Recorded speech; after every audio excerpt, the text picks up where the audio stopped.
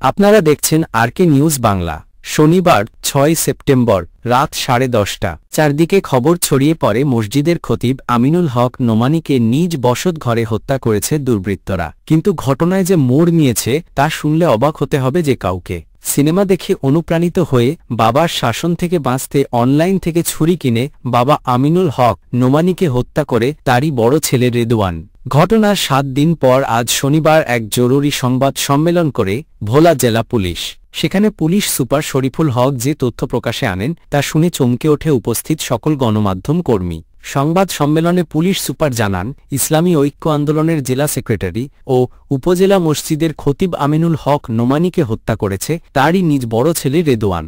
Victim মোহ আমিনুল হক নোমানী, পিতা মৃত এনামুল হক, সাং উত্তর পশ্চিম চরনাবাদ 2 নং ওয়ার্ড, বাপ্তা ইউনিয়ন, থানা ও জেলা ভোলা। এর বিস্তারিত তথ্য পেশা ভোলা দারুল হাদিস কামিল মাদ্রাসার মুহাদ্দিস এবং উত্তর পশ্চিম চরনাবাদ মাওলানা এনামুল হক নুরানি ও হাফিজিয়া মাদ্রাসার পরিচালক ও চরনাবাদ বাইতুন নূর জামে মসজিদের সিনিয়র সদস্য এবং ভোলা উপজেলা জামে মসজিদের খতিব।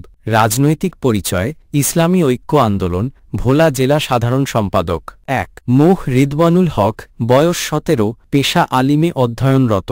2 মোহ আদনানুল হক, বয়স 6, শিশু। 3 তাবাসসুম রাদিয়া, বয়স 10, পেশা ছাত্রী, 6ষ্ঠ শ্রেণীতে অধ্যয়নরত। তার ভাষ্যমতে ঘটনার সাথে সম্পৃক্ততা মেলায় বিশেষ অভিযান চালিয়ে ভোলার তজুমুদ্দিন থেকে গ্রেপ্তার করা হয় ছেলেকে। তিনি জানান, ঘটনায় আরও কেউ জড়িত আছে কিনা তা খতিয়ে দেখা হচ্ছে। প্রথম সন্তান তার ছেলে রেদওয়ান, তার হাতে কাটা দাগ পাই, এইটা দিয়েই আমাদের সন্দেহটা শুরু হয়। তারপরে তাকে অন্য সব পরিবারের সদস্যের মতো তাকেও জিজ্ঞাসাবাদ করা হয়। তারপরে একটা পর্যায়ে গিয়ে আমরা যেটা জানতে পারি, এই নৃশংস হত্যাকাণ্ডটি তার নিজের সন্তানই এটা করেছেন এবং এ নিয়ে আমরা অনেকগুলো তথ্য পেয়েছি। তার সন্তান, এটার একটা অন্যতম কারণ ছিল তার পিতা তাকে অত্যন্ত কড়া শাসনে রাখতেন।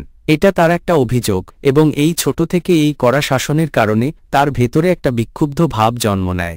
সে যখনই দরজাটা খোলে সে কোনোরকম কালবিলম্ব না করেই প্রথম ছুরিটা চালায়, যেটা তার পেটের কাছাকাছি একটা স্পট আছে, আপনারা ওইটা প্রথম লাগে। এটা লাগার পরে ওর বাবা ছুরিটা ধরে ফেলে। আমাদের সুরতহালেও ওর বাবার হাতে কাটার দাগ আছে। তখন ধরে ফেলার পরে ও মাপ চায় তার বাবার কাছে, বাবা আমাকে মারিস না, আমাকে মাফ করে দে। সে তখন বলে ঠিক আছে, কমিটমেন্ট করবে না। তখন তার হাত থেকে যখন ওই যে ছুরিটা ছড়াইতে যায় তখন তারও হাতটা কেটে যায়।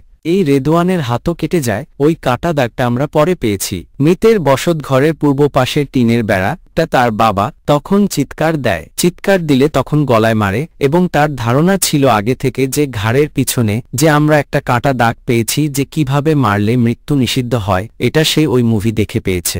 ঘাড়ের পিছনে সে ওই সময় একটা আঘাত করে। তার বাবা তখন বাঁচাও বাঁচাও চিৎকার করেছিল। নিহত মাওলানা আমিনুল ইসলাম নোমানী ভোলা দারুল হাদিস কামিল মাদ্রাসার মুহাদ্দিস এবং সদর উপজেলার একটি মসজিদের খতিব ছিলেন। তিনি ইসলামী ঐক্য আন্দোলনের জেলা সেক্রেটারি ও জাতীয় ইমাম সমিতির জেলা শাখার সহ সভাপতির দায়িত্বে ছিলেন।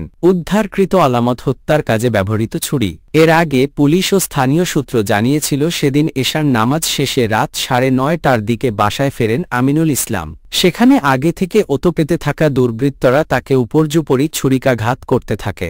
গুরুতর আহত অবস্থায় তাকে উদ্ধার করে ভোলা 250 শয্যা বিশিষ্ট হাসপাতালে নেওয়া হলে চিকিৎসক মৃত ঘোষণা করেন। কিন্তু কে জানত সেই দুর্বৃত্ত তারই ছেলে?